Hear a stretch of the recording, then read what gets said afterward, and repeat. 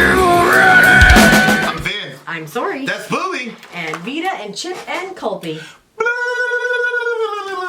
Wipeouts. Pantera. Pantera. This song is just called 10's. Somebody told me, he's like, Vin, Christians don't cuss. I hope you get bored again. Look, I'm kind of ambivalent about the whole cussing thing, but what does the Bible say? If it causes your brother to stumble, then you gotta take care of your brother and all that. So, I think you go through different versions of maturity where, like, you can go, I don't care, I can.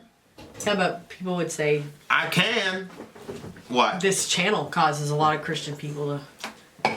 Don't watch it, Christian people. You know what I'm saying? Like, well, yeah, where do you draw the line? If it's bothering them, then they shouldn't watch it, I guess. Do you see what I'm saying? No, I don't. What are you saying? You're like, well, if this cursing is bothering a Christian brother, then I should not do it. Well, I'm not saying I shouldn't do it per se. I should consider them instead of just going, psh. Oh, okay. Because he's the type of Christian where Christians like us would just go, psh, forget you, your ignorant self. He's rocking his MAGA hat and stuff. Oh, okay. You know who I'm talking about. Yeah. That racist bastard. And he's not racist because he's wearing a MAGA hat. Oh my god. He's not racist. The guy says he doesn't like swearing, and as you're trying to be more like, you call him a racist bastard. Well, bastard's in the Bible. It's in Hebrews 12. God disciplines those he loves, and if you're not disciplined, then you're a bastard. It's in the KJV. That was the context. Yeah, it's a new. Yeah. He's racist as hell though. Oh, I know he is. I know he is. But I'm still showing him Christian love.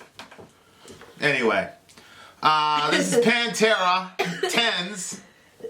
This is on the Great Southern Trendkill? I don't know.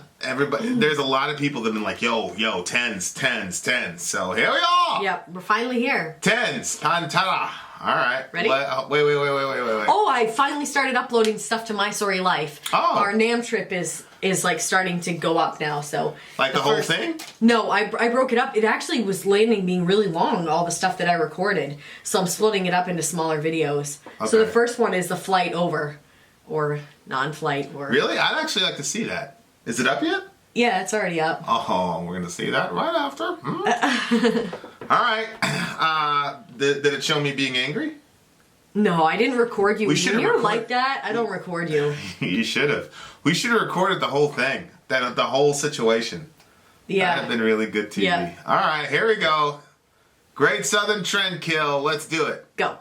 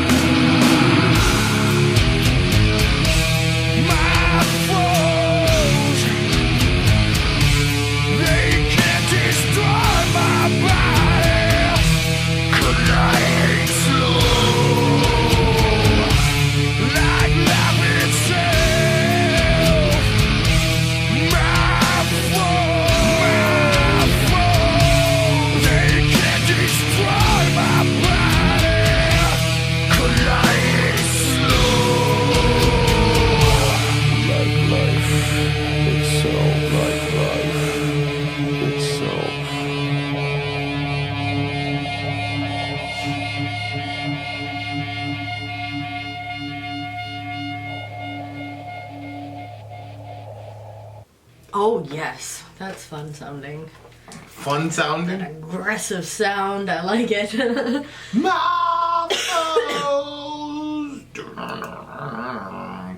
Alright, go ahead.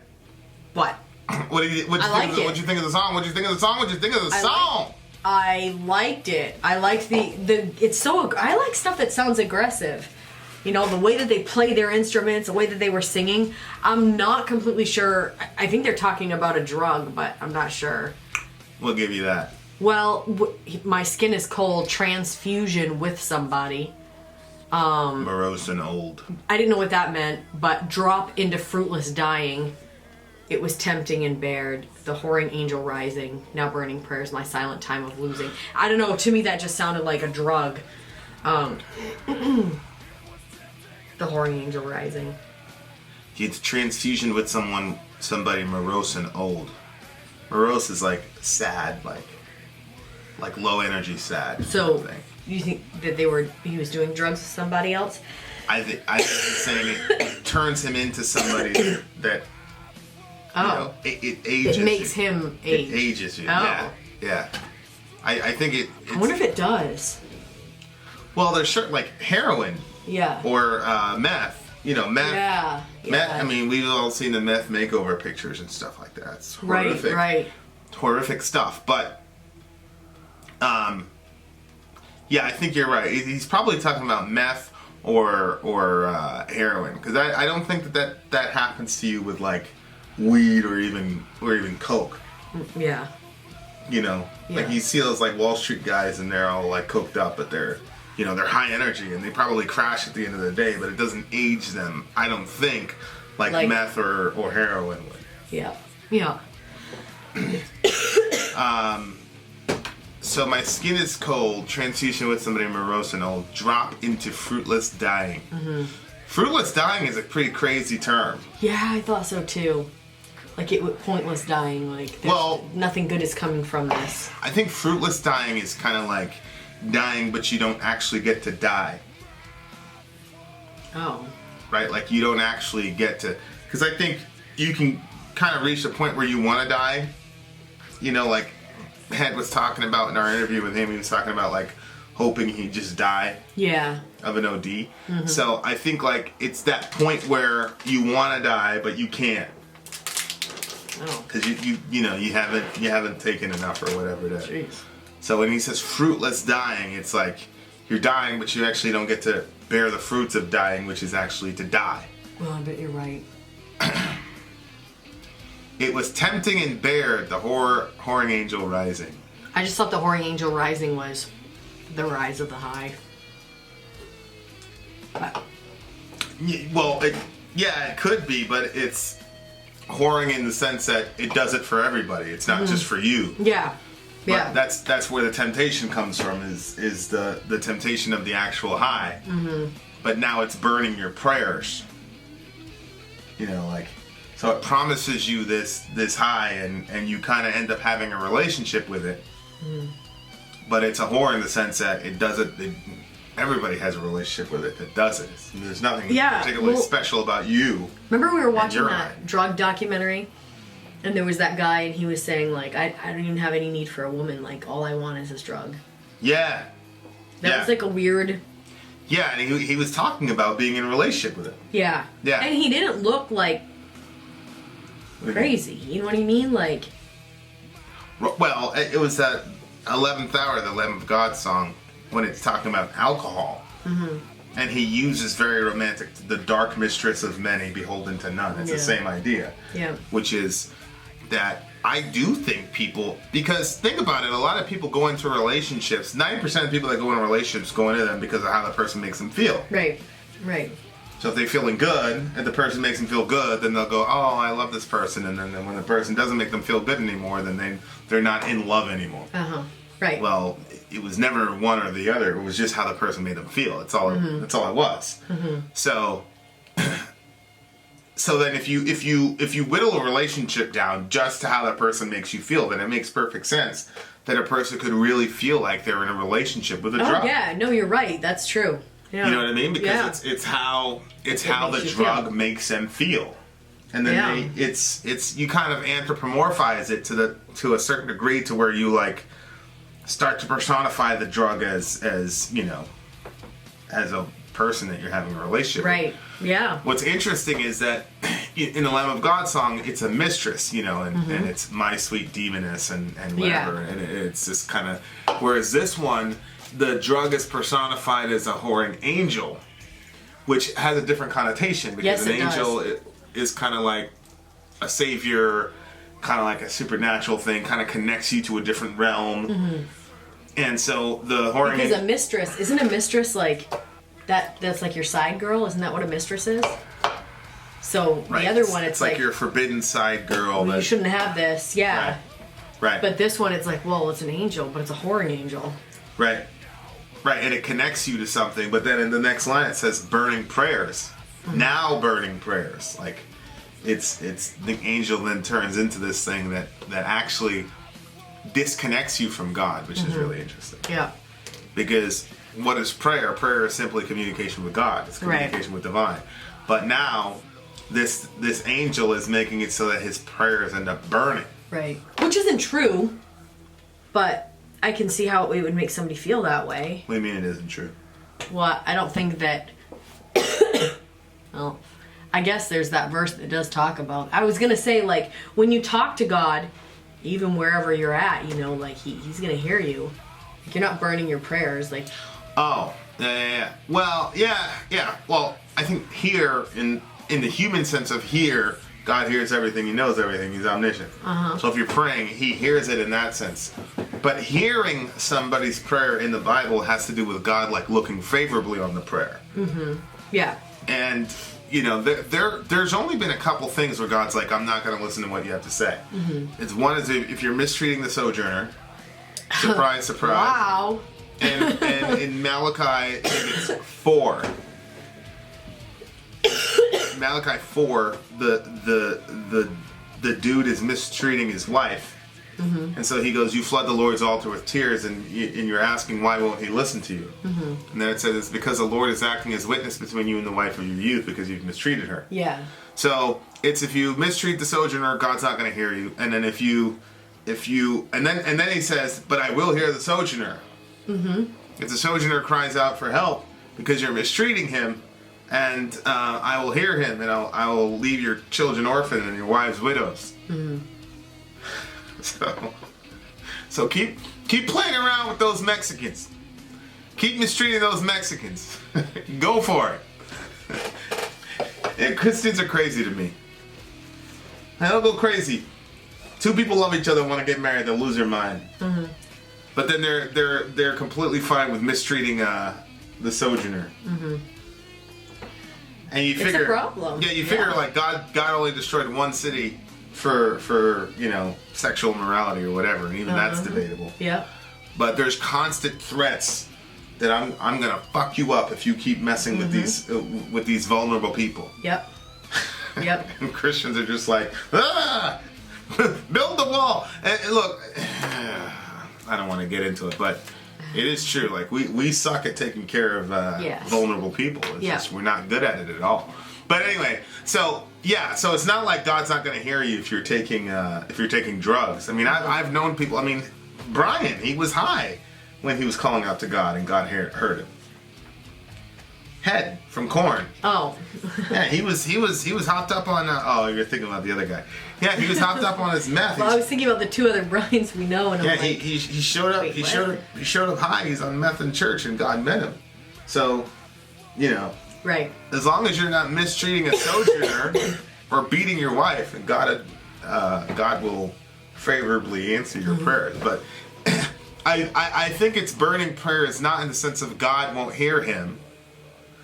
I think it's more of like it killed. Maybe it's talking about killing his will to pray in the first place. You know what I mean? Like, because some of these guys get to the point with their addictions where they're like so hopeless that they just stop praying, stop asking God to help them.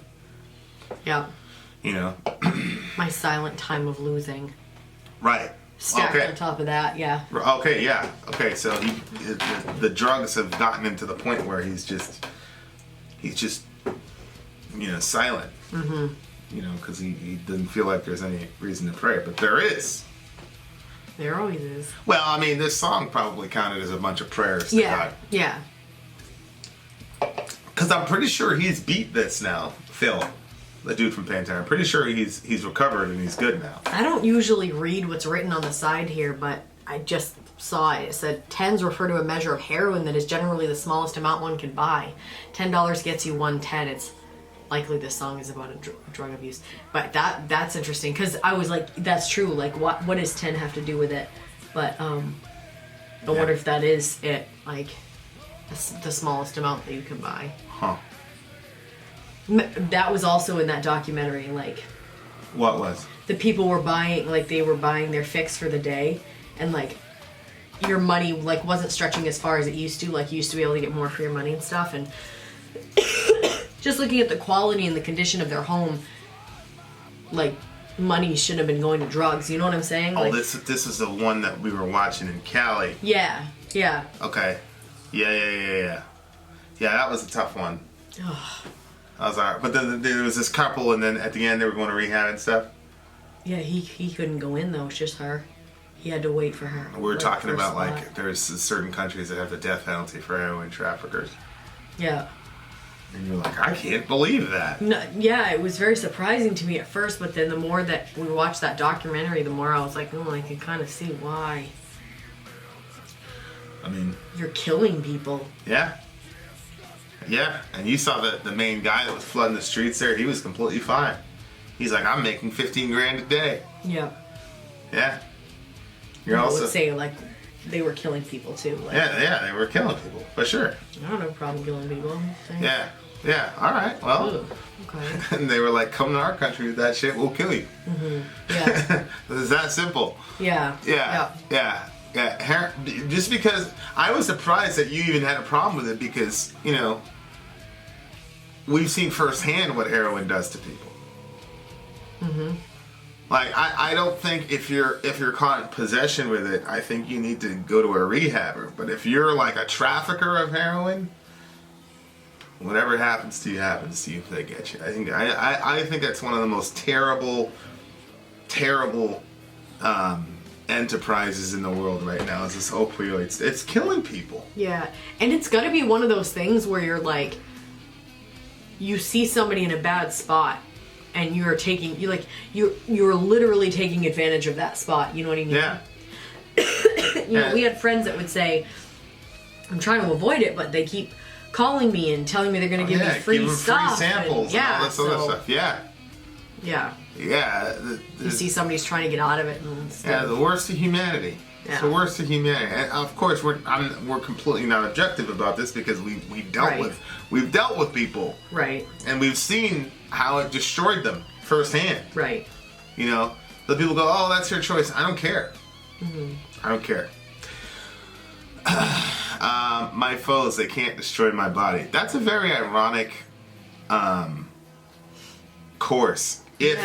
If this is about drug abuse, which it looks like it, it's a very ironic course to say, my foes, they can't destroy my body. Because they can. Well, I think maybe what he's saying is his foes can't destroy his body the way that he can. Because he's destroying his own body. Oh. I was looking at foes as being the drug, but you're right, he probably isn't. I see what you're saying. So I think it's an ironic. Yes. I think it's an ironic use of that. He's basically saying, you guys can't destroy me, but it's not a celebration, because I think he's doing it himself, colliding slow like life itself. like it just seems to me that he looks at he's like slowly killing himself. Yeah. So he's doing it to himself. So his foes aren't doing anything. Yeah. But that's not necessarily anything to celebrate. Long for the blur. We cannot dry much longer. Cement to dirt. This part was weird. I didn't understand it. Disgusted with my cheapness. I think he's talking about, like, you know how cement dries? Yeah.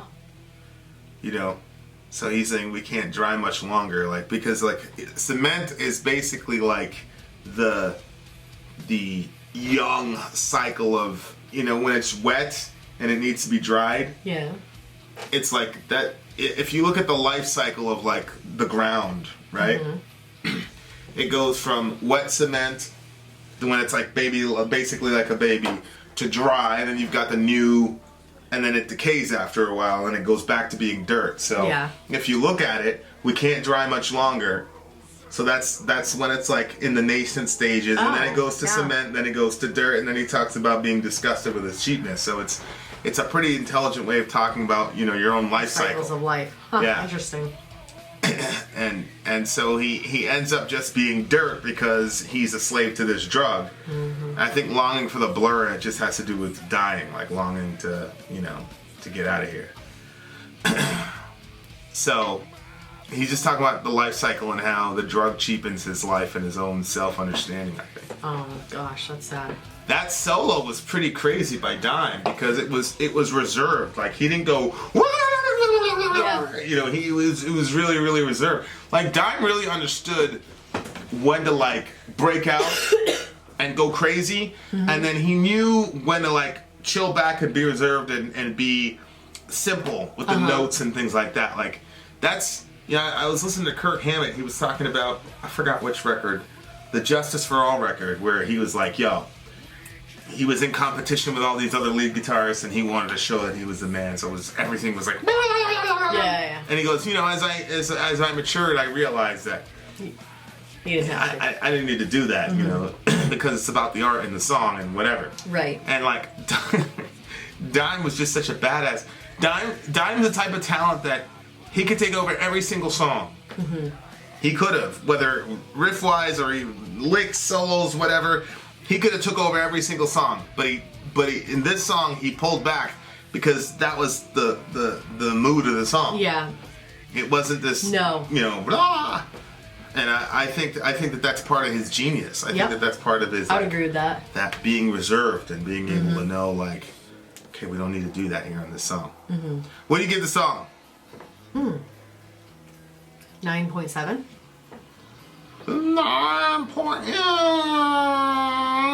8.8 for me. You didn't really. Yeah, The basic.